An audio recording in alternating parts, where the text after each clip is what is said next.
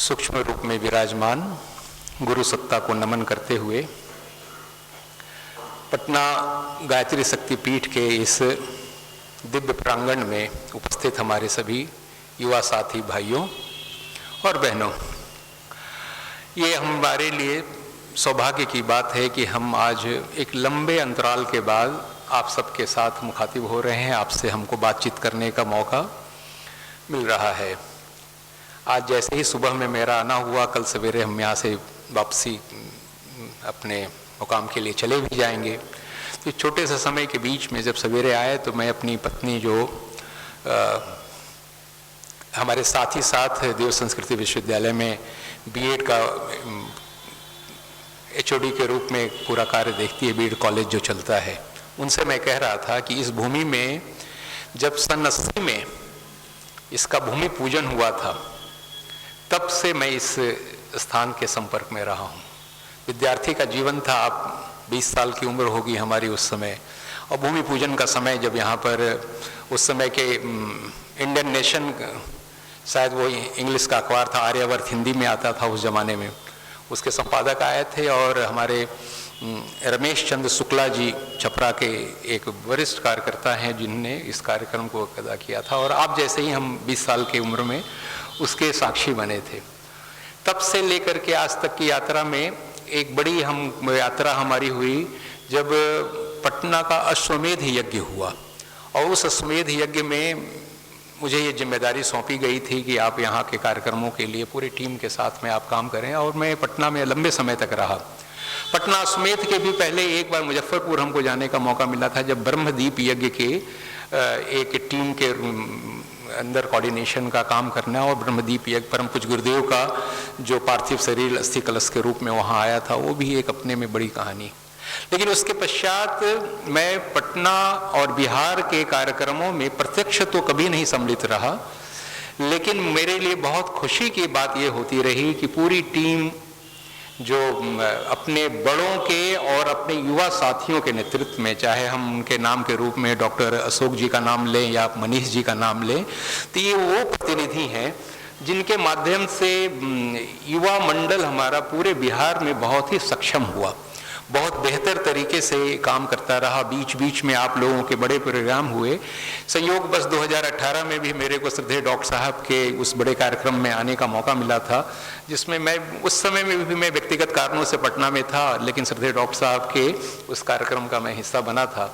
फिर बीच बीच में चिन्मय जी का भी आना हुआ, आदरणीय चिन्मय जी के प्रोग्राम हुए जिसमें आप सब भाग लेते रहे, और वो सब सूचनाएँ, सब जानकारियाँ हमको मिलती रहीं, और मैं उससे बहुत ही खुश होता रहा। अपना प्रांत, अपना नगर, अपने जगह से आदमी हमेशा जुड़ा रहता है, मिट्टी से अपने जुड़ाव और उसकी जो विकास की यात्रा नई व बढ़िया। और सबसे मजेदार और अच्छी बात क्या हुई कि आप में से ही निकल करके दिल्ली तक, दिल्ली में भी बिहार से बच्चे स्टूडेंट्स कोचिंग के लिए जाते हैं, वहाँ तक की भी पहुँच हुई, और वहाँ भी आप साथियों ने अच्छा धमाल मचाया है, इसको हम कह सकते हैं। धमाल ही मचाना है, प्रोग्राम होते हैं, अपने विचार क्रांति की लहर, स्वामी विवेकानंद के वो संदेश हम सब तक पहुंचाते हैं, तो साधारण बातें नहीं हैं।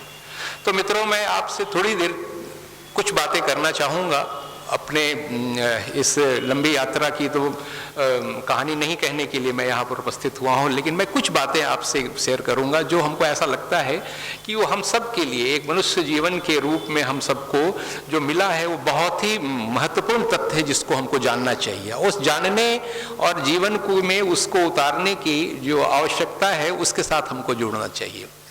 हम अगर सबसे पहले नाम लेते हैं तो हम लोगों के लिए चिर युवा के रूप में स्वामी विवेकानंद का नाम आता है हमारे पास। स्वामी जी वो शख्सियत हैं जिन्होंने दुनिया के सामने भारतीय संस्कृति का एक बहुत ही मजबूत आधार रखा, और दुनिया को बतलाया कि भारतीय संस्कृति को तुम साफ सपेरों की संस्कृति नहीं कह सकते हो, तुमको इसके अंदर की छुपी हुई वैज्ञानिकता को, इसके अंदर की आध्यात्मिक लहर को तुमको जानना होगा, समझना होगा। और दुनिया के पर्दे पर उन्होंने जिस तरीके से उस समय की प्रतिष्ठित लोगों को उन्होंने हुंकार करके बतलाया अपने वक्तव्यों से, अपने साहित्य के माध्यम से, वो अपने आप में एक बहुत बड़ा मील का पत्थर है, बहुत बड़ा मील का पत्थर। उनने राजयोग में जब एक जगह पर ये हुंकार लगाई और स्टेटमेंट बहुत गहराई से दिया कि each soul is potentially divine, the goal is to manifest that divinity within by controlling internal and external nature. Religion के बहुत सारे डिफिनेशन के बीच में से उन्होंने ये एक बहुत बड़ी चुनौती थी। उपनिषद तो हमेशा से कहता रहा अमृतस्य पुत्र, हम अमृत की संतान हैं, ये तो हम हमेशा जानते हैं, लेकिन अमृत की संतान को अमृतत्व का जो रियलाइजेशन है उसको समझना है, तो उसको उन्होंने संकेत कर दिया उसमें कि कैसे जाने हम धर्म के बाड़े में हम रह करके, धर्म के एक विशेष धर्म को मान करके उसके साथ चलते हुए उसके अंदर में छुपे अध्यात्म के उस कोर तत्वों के प्रति हम कैसे जागरूक हो। इसका उन्होंने बहुत खुल करके संकेत दिया कि जीव बीज के रूप में तो सब में वो दिव्यता छुपी हुई है, हम साधारण है ही नहीं, और उस दिव्यता को अगर जगाना है तो करना क्या है, अंतः प्रकृति और बाह्य प्रकृति को हमको संतुलित करना आना चाहिए। अंतः प्रकृति के रूप में मन बुद्धि चित्त अहंकार के बारे में हम जानते हैं, उसके प्रति हमको जागरूक होना है, और बाह्य प्रकृति के रूप में हम पंच तत्वों से बना हमारा शरीर जो है उस शरीर के प्रति भी जागरूक होना है। तो ये बात हमारे लिए एक बहुत स्पष्टता के साथ आई, जिसको कि स्वामी जी ने बहुत बेहतर तरीके से पूरी दुनिया के सामने समझाया कि ये मनुष्य जीवन का लक्ष्य है, मानवीय जीवन उस लक्ष्य की ओर आगे बढ़े तो उसका एक सही रूप में उत्थान होगा, और उसके लिए उन्होंने वहां बीज डाल दिया था। बीज डाला ही नहीं, बाद के दिनों में उनकी एक बहुत अच्छी कलेक्शन है, व्हाट रिलीजन इज करके एक किताब है उसमें तो उन्होंने बहुत खुल करके इस बात का भी संकेत किया कि आप किसी खास धर्म विशेष में जन्म लेते हैं, ये आपकी नियति है, डेस्टिनी है कि आप उस जन्म में, आपका जन्म किसी एक धर्म विशेष में, हिंदू हो जाते हैं हम, किसी मुसलमान है, कोई क्रिश्चियन और कोई सिख ईसाई, कोई भी धर्म हो। लेकिन उनने उसमें कहा बहुत अच्छे से कि उसी धर्म विशेष में मर जाना आपके लिए दुर्भाग्य है। ये बहुत स्ट्रॉन्ग स्टेटमेंट है कि हमारे जीवन का एक लक्ष्य जो है वो बहुत स्पष्टता से वो निर्धारित कर रहे हैं कि to born in a church is a good but to die in a church is not good. ये बहुत क्लियर है कि आप किसी धर्म विशेष के साथ है, अगर आप मरते समय तक भी उसी धर्म में आप बंध के गए तो आपने मनुष्य जीवन को यूं ही बिताया, उससे ज्यादा वो कुछ नहीं कहते। लेकिन अगर इसके संकेत को हम समझें तो उसमें एक बहुत निश्चित जो सूत्र छुपा है, वो कहता है कि पर्पस ऑफ द लाइफ जो है हमारा, उपनिषद हर जगह पर पर्पस ऑफ द लाइफ को बहुत क्लियर करता है कि क्या है। हम अक्सर जानते हैं कि हम अपने जीवन में भौतिक उपलब्धियों के लिए स्ट्राइव करते रहते हैं, हम अपने अंदर में कुछ समाज के लिए काम करने की अपने अंदर चेतना को महसूस करते हैं, बहुत तरीके से हम अपने जीवन में विकास के अपने मानदंडों के साथ चलते हैं। लेकिन इन सब को जितने भी आप कह लें, कोई भी आप अपने मानदंड को सुनिश्चित कर लें, लेकिन एक सुनिश्चित है कि हमारे जीवन का जो पर्पस है, जिसको उपनिषद एस्टैब्लिश करता है कि लाइफ इज टू ग्रो, जीवन हमको मिला है विकसित होने के लिए। तो जिस भी मुकाम पर हम खड़े हैं वहां से हमको विकसित होना हमारे जीवन की अनिवार्यता है। तो इस विकास के यात्रा के लिए वो कहते हैं, तो उसी विकास में वो कहते हैं कि साधारण इंसान के रूप में हमारा जीवन हुआ और एक धर्म विशेष में जन्म लिया, मरते समय तक में उस इंसान को अपने अंदर की उस व्यापकता के साथ आना ही है जहां पर मानवीय गुणों के साथ ही नहीं, आध्यात्मिक गुणों और उसके चिंतन के साथ उसको होना चाहिए। तो ये दूसरा जो उनका स्टेटमेंट है, संकेत है, वो हमको एक पर्पस देता है। हम लोग हजारों वर्ष से उस सनातन संस्कृति के पुरोधा हैं जिसके साथ हम चलते हैं, उसकी एक प्रार्थना बहुत गहरी है जिसको हम सब करते हैं, वो है हमारी प्रार्थना तमसो मां ज्योतिर्गमया, अस्तो मां सदगमया, मृत्योर मां अमृतम गमया। ये तीनों ही प्रार्थना हजारों वर्ष से हमारे पास चली आ रही थी, आज की नहीं है। ये हमारी यहाँ की प्रयोगशालाओं से आया कि एक तम का अंधकार है जहां से हमको निकलना है, एक हमारे पास में असत का संसार है जिससे सत्य की ओर हमको बढ़ना है, एक हमारे पास में मृत्यु का भय है, मृत्यु के साथ हम सब भयभीत हैं, उससे निकलकर अमरता की ओर हमारा व्यक्तित्व का जाना, शरीर का नष्ट होना नहीं, मृत्यु के भय से मुक्त हो जाना, जिसको पतंजलि भी अपने योग सूत्र में कहते हैं ना, पंचक्लेश करके नाम लेते हैं कि अविद्या, अस्मिता, राग, द्वेष और अभिनिवेश, ये 5 क्लेश हैं जो इंसानी जीवन को अपने नीचे तल पर बांध के रखती है। स्वामी विवेकानंद के इंस्पिरेशन को लेकर, स्वामी जी के पूरे सूत्रों को लेकर के आगे बढ़ते हुए में जब एक दूसरा शख्सियत उस कालखंड में 1910 के आसपास में जिनका पॉलिटिकल अपना बहुत बड़ा नाम था, जिसके साथ में भारत की आज़ादी की लड़ाई अपने आप में एक बड़े मुकाम तक पहुंचने के लिए देखने लग गई थी, जिसका गर्म दल भारत को जगाने के लिए हर तरीके से कोशिश में लगा था, उनका नाम था श्री अरविंदो घोष। आप सब उनके बारे में भी जानते हैं। परम पूज्य गुरुदेव ने उनके बारे में बहुत जिक्र किया है कि दो ही शख्सियत थे, श्री अरविंद घोष की चेतना और महर्षि रमन की चेतना उस समय में एक ऐसा उबाल पैदा की थी कि भारत की स्वतंत्रता संग्राम भी उससे प्रभावित हुई और देश दुनिया को भी एक नई आइडियाज फोर्स के साथ में बढ़ने का मौका मिला। उन श्री अरविंद घोष ने इस बात को कहा कि बहुत सहज है, हम ये कह लें कि हमारे लिए तमसो मा ज्योतिर्गमय, ये तम का जो अंधकार है इसमें भी कहीं परमात्मा की शक्ति ही छुपी हुई है।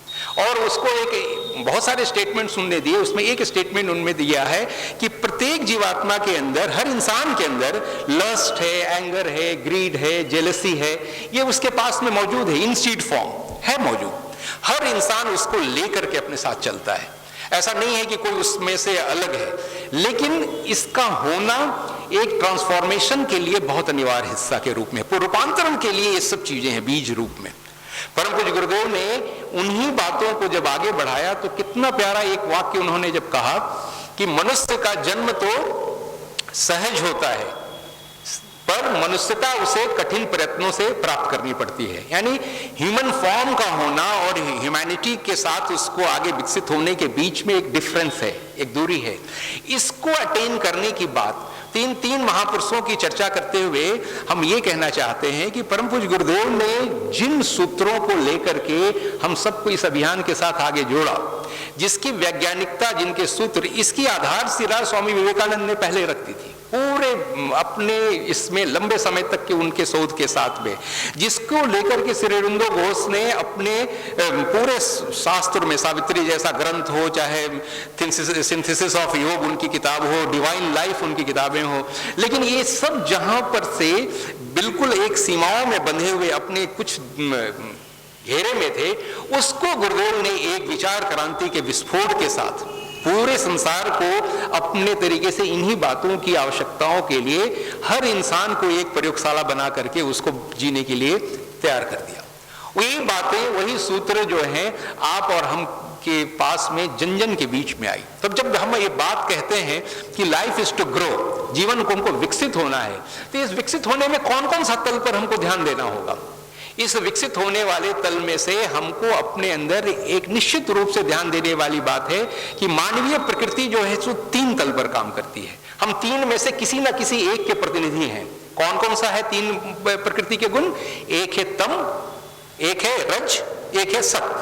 तो तम की जड़ता, रज की सक्रियता और सत की पवित्रता, ये 3 में एक बैलेंस हमारे साथ में चलता रहता है। हम इन 3 में से किसी एक से बहुत प्रभावित हमारा जीवन होता है तो रज की साथ के सक्रियता के साथ हम जीते हैं, तो सक्रियता का होना एक अनिवार्य हिस्सा है। लेकिन सक्रियता में हमारा स्वार्थ भी हो सकता है, हमारे अहंकार भी हो सकते हैं। तम की जड़ता है तो वो तो हिलने ही नहीं देती है। रामकृष्ण परमहंस इसकी बड़ी प्यारी कहानी सुनाते थे। उनका दृष्टांत अखंड ज्योति में बहुत पहले छपा था, जिसमें वो लिखते हैं कि एक व्यापारी व्यापार करते हुए जंगल से जा रहा था और जंगल में 3 डाकुओं ने उसको मिलकर लूट लिया। तीनों ने जब लूटा उसको, तो एक डाकू ने ऐसा किया कि लूटने के बाद उसको वहीं के पेड़ से बांध दिया। बंधने के बाद बाकी तीनों डाकू चल दिए। तो ये अब बंधा हुआ व्यापारी सिवाय मौत के इंतजार करने के और कुछ नहीं कर सकता था। जंगल घना, जानवर कोई भी आएगा मार के खा जाएगा। लेकिन कुछ ही देर के बाद उसमें से एक डाकू वापस आया। उस डाकू ने उस व्यापारी के बंधन खोलते हुए कहा कि देखो भाई, मेरे मित्र ने बांधा, ये बात तो हमको समझ में नहीं आई।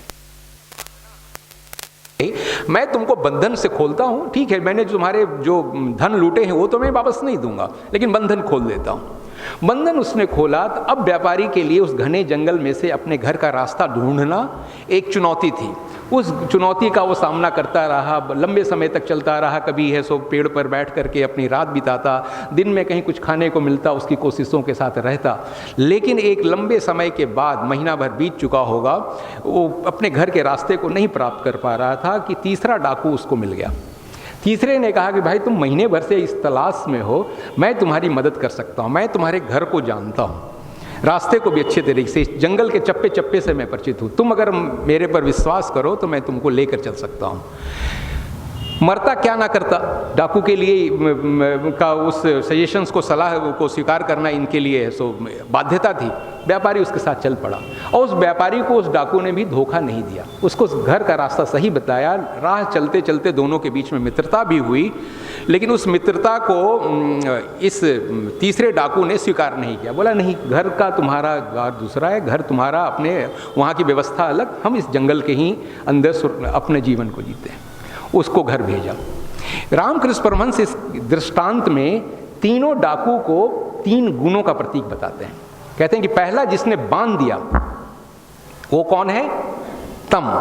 तम की जड़ता हमको बांधती है, तम की जड़ता में हम बंधते हैं। वो हमको हिलने भी नहीं देती है, अपने स्वार्थ के लिए भी काम करने नहीं देती है। कुछ भी हमारे लिए जीवन का शेष भाग को तम की जड़ता, चाहे वो नींद के रूप में आए, आलस्य के रूप में आए, चाहे प्रमाद के रूप में, मानसिक रूप से हम अपने अंदर की चैतन्यता को ना जगा पाएं, ये जड़ता है हमारी, जिसके साथ हम और आप बंधे हुए अपने जीवन के आगे की विकास की रास्ता को, जो स्वामी विवेकानंद कहते हैं कि सोल इज पोटेंशियली डिवाइन, तो बीज को अंकुरित करने के रास्ते को हम नहीं तय कर पाते। एक नंबर पर उसने बांधा, लेकिन दूसरे गुण ने आकर क्या किया? खोल दिया। खोलने वाले डाकू ने आराम से खोल करके कहा कि आप अपने जीवन के रास्ते को तय कीजिए, आप अपने पास से जो भी जंगल से आप घर जाना चाहते हैं आप जा सकते हैं, हम तो लूटे हैं आपको। अब उस तलाश में, अपने घर की तलाश में, जंगल का डाकू अंदर में उस व्यापारी के लिए चुनौती थी, अपने जीवन की रक्षा की चुनौती थी, चाहे वो जंगली जानवरों से हो, चाहे भोजन की चुनौती हो। इस चुनौतियों का सामना वो कर रहा था, जंगल में भटक रहा था। लेकिन तीसरे ने आकर के उसको कहा कि तुमको वो रास्ता दिखा सकते हैं। तो दूसरा डाकू कौन हुआ? रजोगुण।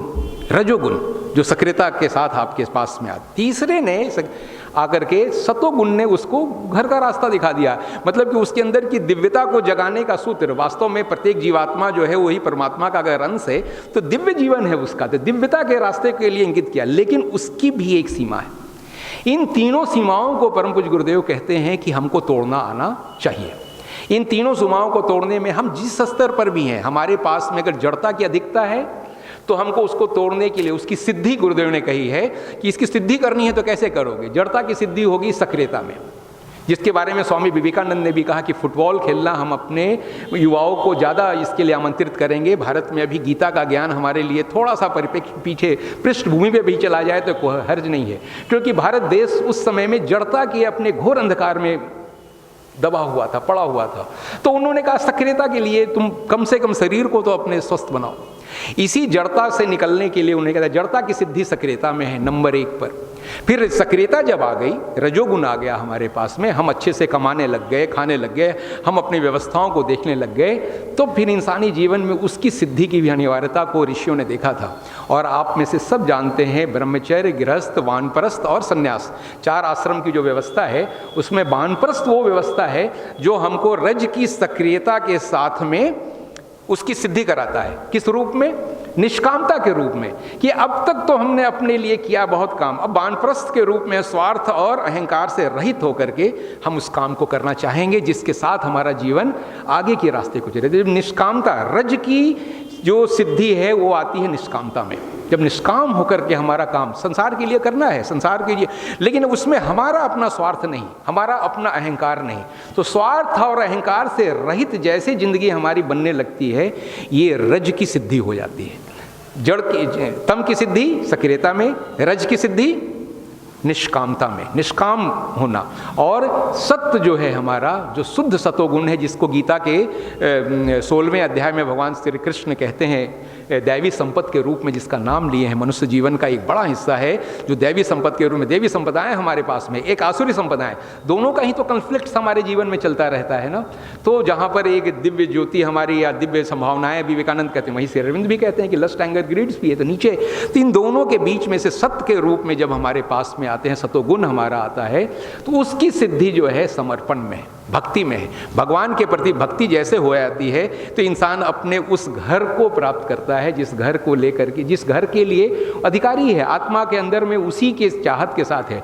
मुक्ति नहीं है, संसार को उसके साथ में सिद्ध, संसार को एक नए परिप्रेक्ष्य में ढालने की सामर्थ्य है। जो परम पूज्य गुरुदेव ने कहा कि मनुष्य में देवत्व का उदय होगा, धरती पर स्वर्ग जैसी परिस्थितियां आएंगी, तो मनुष्य में देवत्व का उदय का ये पात्रता हमारे पास आई। जैसे ही उलट करके जब हम संसार में आते हैं तो हमारी आत्मा साधारण कोटि की आत्मा फिर नहीं रह जाती। ये आत्मा जो उस रास्ते से वहां तक समर्पण के साथ में गई है, वो जीव कोटि से शिव कोटि, जो जीव कोटि से कहिए दिव्य कोटि की, ईश्वर कोटि की आत्मा बन जाती है। तो वो ईश्वर कोटि की आत्माएं जो समय समय पर आकर के इस देश दुनिया को अपने प्रभाव से, अपने इन्फ्लुएंस से ऐसा प्रभावित करती है, हमारी पात्रता भी उसके लिए। तो एक करिकुलम तो ये हो गया हमारे पास कि हमको साधारण इंसान से असाधारण बनना है, जिसको श्री अरविंद भी बहुत प्यार से कहते हैं कि journey from ego centre to divine centre is ultimate of all spiritual practices. अध्यात्म की जितनी साधनाएं आप करते हैं उसका वो बेसिक कहते हैं कि journey from ego centre to divine centre. अभी क्यों कहते हैं ऐसा? क्योंकि जितने सूत्र हैं हमारे पास, जो सिद्धियों के सूत्र हैं, रिद्धियों के सूत्र हैं, जो आप पतंजलि योग सूत्र में पढ़ते रहते हैं, वो सारी सिद्धियां भी आपके ईगो सेंटर में भी रह करके आ सकती हैं। सारी संपदाएं आपके पास आ सकती हैं। उन संपदाओं के आप धरोहर के साथ अगर लेकिन अहम केंद्र है तो आप पूरा इतिहास का पन्ना उलट के देखिए, शास्त्रों में, पुराणों में जो आसुरी संपदा के धनी लोग हैं उनमें रिद्धियां सिद्धियां कम होती थी क्या? बहुत बहुत बलवान होते थे। कभी कभी तो देवताओं को भी टक्कर देने वाले वो हो जाते थे। इसका मतलब है कि ये पूरे इसमें हमारे विकास की यात्रा में इन सारे रिद्धियों सिद्धियों के आने के पहले जो चीज आनी है वो हमारे अंदर में दिव्यता के रूप में, अंतरात्मा के रूप में जो हमारे हृदय में बैठा है परमात्मा, उसको जग जाना, उसके अधीन जिंदगी जीने लग जाना, ये बहुत इंपॉर्टेंट है। और यही कारण रहा कि परम पूज्य गुरुदेव ने इस पूरे आंदोलन को गायत्री के साथ जोड़ दिया। गायत्री महामंत्र के साथ जोड़ने का कारण यही था कि गायत्री आपके अंदर, हमारे अंदर में कोई दूसरी धन की शक्ति, ऐसा नहीं महालक्ष्मी की सिद्धि कनक धारा स्तोत्र का पाठ, कोई दैवी शक्ति दुर्गा की शक्ति के रूप में ताकत, या फिर कोई लक्ष्मी के सरस्वती के रूप में हमारे परफेक्शन, नहीं। वो कहती है कि इन सब को पाने के पहले जिस शक्ति के साथ तुम्हारा संबंध हो जाना चाहिए वो है गायत्री की शक्ति, जो कहती है विवेक का जागरण। विवेक बोले कि विवेक के अधीन जिंदगी तुम्हारी चलने लग जाएगी। तुम अपने जीवन में आने वाले सारे, चाहे वो पॉजिटिव हो चाहे नेगेटिव हो, जितने कॉन्सिक्वेंसेज हमारे पास आते रहते हैं, अच्छे बुरे जो भी परिस्थितियां हैं, उनको तुम सही परिप्रेक्ष्य में देखना शुरू कर दोगे। और सही परिप्रेक्ष्य कहता है कि be observer in your life, आप एक दृष्टा बन करके देखो। आप दूसरा क्या है उसका, परम पूज्य गुरुदेव एक बहुत अच्छी बात कहते हैं अपने गहना कर्मणो गति में कि जो कुछ भी हमारे जीवन में हमको मिलता है वो हमारा अपना है, कोई दूसरे का नहीं है। It's all your own.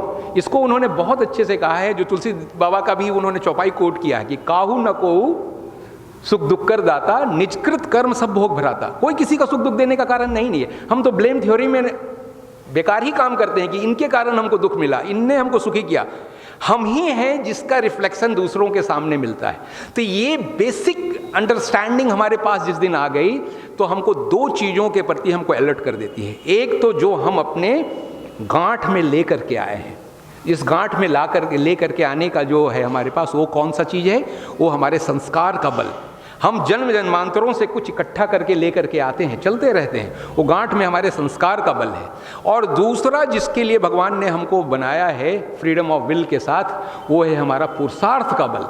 तो संस्कार के बल और पुरुषार्थ के बल की जो टसल है, उसमें हमको एक जागरूक विवेकवान इंसान के रूप में पुरुषार्थ के साथ चलना है, बेहोशी में नहीं, अहंकार के साथ नहीं, स्वार्थ के साथ खाली नहीं।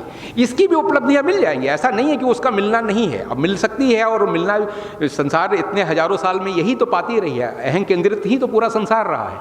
लेकिन इस टर्निंग पॉइंट पर जहां पर परम पूज्य गुरुदेव कहते हैं कि मनुष्य में देवत्व का उदय होगा, इस देवत्व को हमको उस रूप में देखना है जो हमारे पुरुषार्थ को विवेक के अधीन चलना सिखा दे। बस विवेक के अधीन अगर पुरुषार्थ हो रहा है, आपको फिर चिंता ही नहीं करनी है। फिर तो आपकी जो भी उपलब्धियां रहेगी उसमें आप साधारण सा कबीर का जीवन हो, चाहे कि रैदास का जीवन हो, कि स्वामी विवेकानंद का जीवन हो, योग्यता क्षमताओं की ऊंचाइयों पर बैठे हुए आद्य गुरु शंकराचार्य का जीवन हो, आपके सिर्फ विवेक के अधीन होने के कारण हम और आप बन जाते हैं instrument in the hand of God, भगवान के हाथ के हम यंत्र बन जाते हैं। वो हमको जो भी परिस्थितियां देता है, अगर उसकी प्रतिकूलताएं हैं तो हमारे लिए तपश्चर्या बन जाती है, तप की दृष्टि से देखने लग जाते हैं। वही हमारे लिए अनुकूलताएं हैं तो योग की दृष्टि बन जाती है, योग जैसा जुड़ना हमारे जीवन में काम आने लगता है। तो ये एक दृष्टि जो आती है वो हमारे अंदर की उस अंतरात्मा की जागृति, जिसके लिए गायत्री मंत्र का प्रयोग आप करते हैं। गायत्री महामंत्र और किसी काम के लिए आपके पेश में आती नहीं है, रिद्धियां सिद्धियां जितनी हैं सब आपको उसके साथ में आएंगी, लेकिन सबसे पहले ये जागृति उसकी है विवेक की। सो हमको इस बात को देखना है, क्या हम विवेक के अधीन जिंदगी जी रहे हैं? अगर विवेक का अधीन जिंदगी चल रहा है तो समझिए कि गायत्री आपके जीवन में फलित हो रही है। बाकी की चीज़ों को तो वो काटती ही रहेगी, बाकी की आपको सब कुछ आयु प्राणम प्रजाम पशुम कीर्तिम द्रविड़म ब्रह्मवर्चसम दत्वा ब्रजत ब्रह्मलोकम सबके लिए। लेकिन इनिशियल स्टेज में अंतरात्मा के रूप में हमारे पास में जो विवेक है, जो निर्णय करने में हमको मदद करती है, क्या सही और क्या गलत की प्रज्ञा बुद्धि का पहचान दिलाती है, ये गायत्री। तो गुरुदेव ने इसको आधार बना करके हम सबको विवेक के साथ जोड़ दिया, नंबर 1 में। दूसरा उन्होंने आधार बनाया किसको? यज्ञ को। यही तो कहा है ना, भारतीय संस्कृति के 2 निर्माता, यज्ञ पिता गायत्री माता। तो यज्ञ के रूप में हमको समाज में और इस पूरे संसार में कैसे रिएक्ट करना है, इसकी उन्होंने बहुत शानदार सूत्र, बहुत बड़ी व्याख्या, बहुत सारा उनके वैज्ञानिक प्रकल्प हमारे देव संस्कृति विश्वविद्यालय में तो उसकी प्रयोगशालाओं में बहुत सारे काम, एक वैज्ञानिक पक्ष पर तो उन्होंने बहुत काम किया हुआ है और वो अपने समय समय के साथ उसके उद्घाटन तो अलग तरीके से आएंगे। लेकिन उसका दार्शनिक पक्ष जो है, उसका भावनात्मक पक्ष जो है हमारे जीवन का हिस्सा बनना चाहिए, चाहे हम उस तरीके से आहुति देते हैं या नहीं देते।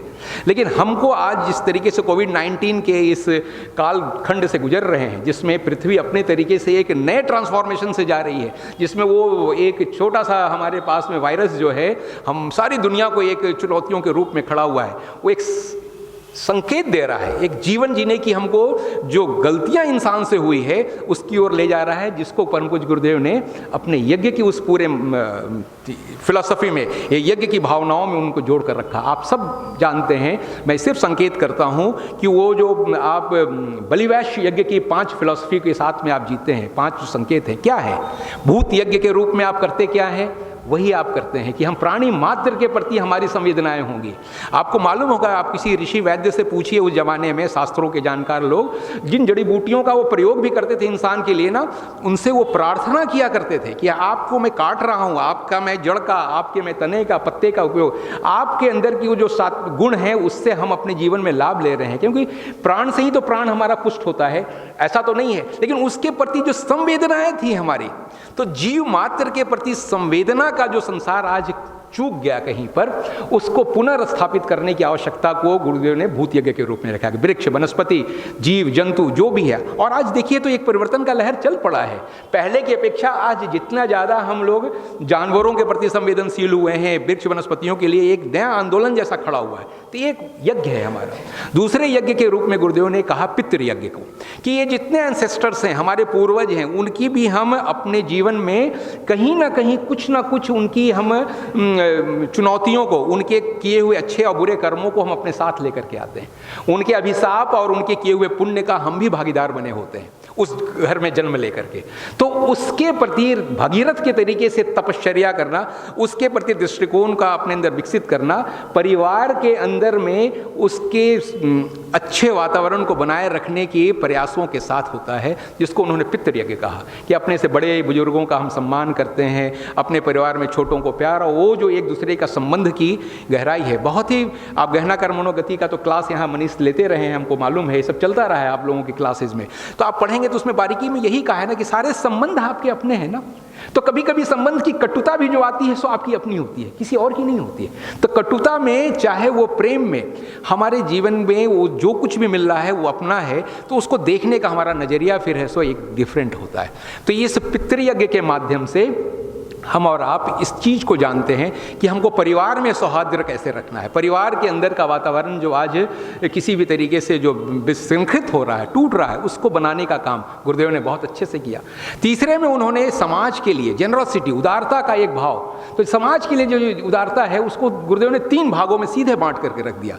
एक भाग में उन्होंने कहा कि जो भी कष्ट मुसीबत कठिनाइयों में है आप सीधा उसके लिए रस कीजिए, जिसको उन्होंने कहा कि पीड़ा निवारण की सेवा, पीड़ा कष्ट कठिनाइयाँ है उसको हमको मदद करनी आनी चाहिए, हमको उससे मुंह फेर करके नहीं जाना चाहिए, एक का। दूसरा उन्होंने कहा सुविधा संवर्धन की सेवा, कि अगर कहीं कोई व्यक्ति अपने अंदर में अपने सामर्थ्यों से बेहतर ज़्यादा कमाया हुआ है, किसी की मदद करने के लिए आपके हाथ बढ़ना चाहें तो आसपास में लोग हैं जिनकी हम मदद किसी ना किसी रूप में, किसी ना किसी रूप का मतलब धन के रूप में भी आप किसी की मदद कर सकते हैं, आप ज्ञान के रूप में भी किसी की मदद कर सकते हैं, आप उसको ज्ञान दे सकते हैं, आप अपनी भावनाओं से उसको पोषित करने में आप किसी को अच्छे व्यवहार से उसको हिम्मत दे सकते हैं, मदद कर सकते हैं। तो ये दूसरी सेवा गुरुदेव ने कही कि सुविधा संवर्धन हमको करना का अभ्यास जीवन में करना चाहिए। और तीसरे के रूप में उन्होंने कहा पतन निवारण की सेवा, कि जो सचमुच में नीचे के रास्ते पर गिर चला है, इंसानी जीवन के सही मूल्य नहीं समझ पा रहा है, उसके लिए आपके पास हिम्मत हो, आप एक मजबूत व्यक्तित्व के साथ उसके संपर्क में आकर के उसको ऊंचा उठाने का आप अभ्यास कीजिए, कोशिश कीजिए। तो 3 सेवाएं हैं, तो तीसरा यज्ञ है हमारा, जिसमें ये जनरॉसिटी हमारी, ये उदारता हमारी काम आती है। पतन निवारण, पीड़ा निवारण, सुविधा संवर्धन और पीड़ा निवारण, ये रूप में हमारे पास में, हमको आसपास में होना ही चाहिए। गुरुदेव ने इस पर बहुत सारे लेक्चर्स भी दिए हैं कि कैसे उदारता का हमको परिचय देना चाहिए, समाज के हम एक घटक के रूप में समाज के प्रति हमको संवेदनशील होना ही चाहिए।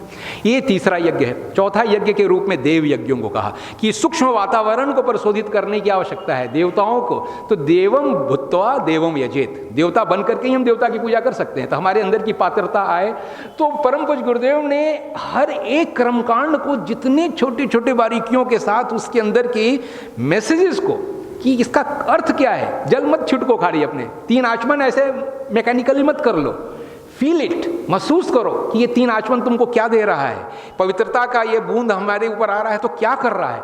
ये जिस फीलिंग के साथ हम और आप करेंगे, यज्ञ के एक एक स्टेप्स हो, चाहे पर्व हो, चाहे हमारे संस्कार हो, ये ट्रेमेंडस पावर है इसके अंदर। लेकिन उसके अर्थ जान करके, अर्थ विहीन होने के कारण ही हम लोग मैकेनिकल भी किए और बहुत से चीज़ों का परिणाम भी हमारे पास में उस तरीके से नहीं आया। तो देवम भूत्वा देवम अजेत में हमारे देव शक्तियाँ जो सूक्ष्म जगत में हैं, उनको हम पोषित करने के उपाय इस तरीके से करते हैं। और चौथे को पांचवें को उन्होंने कहा कि ये 4 कदम जो बढ़ाएगा, भूत यज्ञ, पितृ यज्ञ और देव यज्ञ, ज्ञान यज्ञ जिसको मनुष्य यज्ञ कहते हैं, जिसमें समाज के लिए हम काम करते हैं, और चौथा देव यज्ञ। तो 5वें की उसकी उपलब्धि है। 5वां में जो कहा है ना, each soul is potentially divine, तो वो डिविनिटी का उसके अंदर एक्सप्लोर है, क्योंकि ब्रह्म यज्ञ वहीं से बन जाता है, वहीं से बनता है। तो लाली देखन मैं गई, मैं भी हो गई लाल, हमारे जीवन का रूपांतरण होता है मित्रों।